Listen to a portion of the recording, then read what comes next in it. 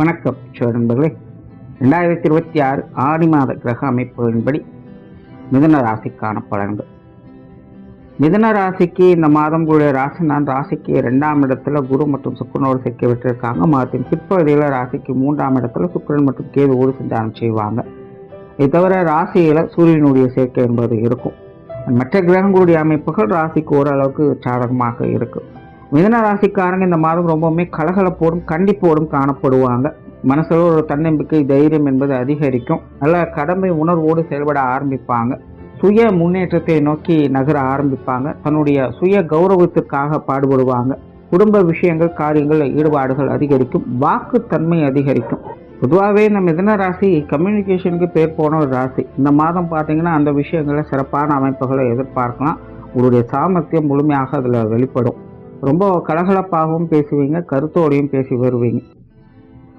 குடும்ப வாழ்க்கை நல்லபடியாக இருக்கும். குடும்ப தேவைகள் பூர்த்தியாகும். குடும்ப உறவுகளுக்குள்ள ஓரளவுக்கு அனுசரியான நிலைகளை எதிர்பார்க்கலாம். குறிப்பாக தாய் வழி சம்பந்தப்பட்ட விஷயங்கள் இந்த மாதம் சிறப்பாகவே இருக்கு.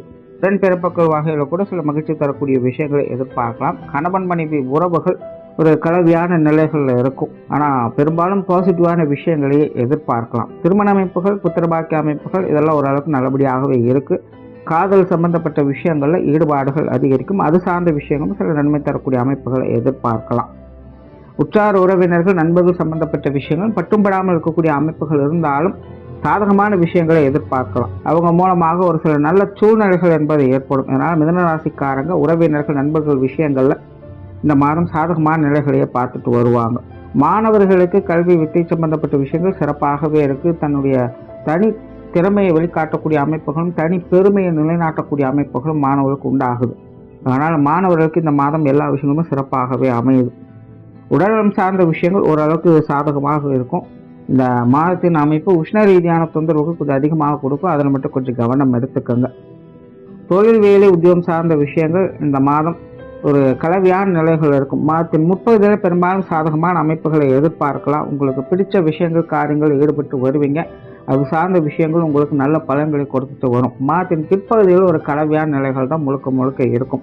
சில விஷயங்கள் ஆதாயம் தரக்கூடிய வகையில் இருக்கும். சில விஷயங்கள் முன்னுக்கு பின் முரண்பாடாகவும் அமைய செய்யும். அதனால் மாதத்தின் பிற்பகுதியில் எதிர்பார்ப்புகளோடு செய்யக்கூடிய விஷயங்களை கொஞ்சம் தவிர்த்துக்கோங்க.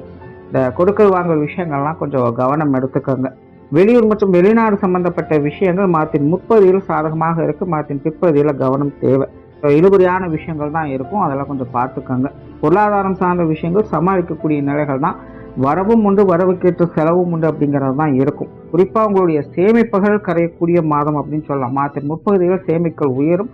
மாதத்தின் பிற்பகுதியில் சேமிப்புகள் கரையும். ஸோ அதனால் உங்கள் கணக்கு வழக்குகளை கொஞ்சம் கச்சிதமாக பார்த்துக்கோங்க. கடன் சார்ந்த விஷயங்களில் கொஞ்சம் நிதானம் தேவை. தேவையான விஷயங்களுக்கு மட்டும் முக்கியத்துவம் கொடுங்க. தேவையில்லாத விஷயங்களை அவாய்ட் பண்ணிக்கோங்க. ஸோ சுருக்கமாக சொல்லணும்னா இந்த மாதம் மிதுன ராசியை பொறுத்த வரைக்கும் ஆக்கப்பூர்வமான விஷயங்களையும் சாமர்த்தியமான விஷயங்களும் செய்யக்கூடிய ஒரு மாதமாக தான் இருக்குது. உங்களுக்கான தனிப்பட்ட மதிப்பு மரியாதை அங்கீகாரங்களை கட்டமைக்கக்கூடிய ஒரு மாதமாக அமையும். நன்றி, வணக்கம், வாழ்க வளமுடன்.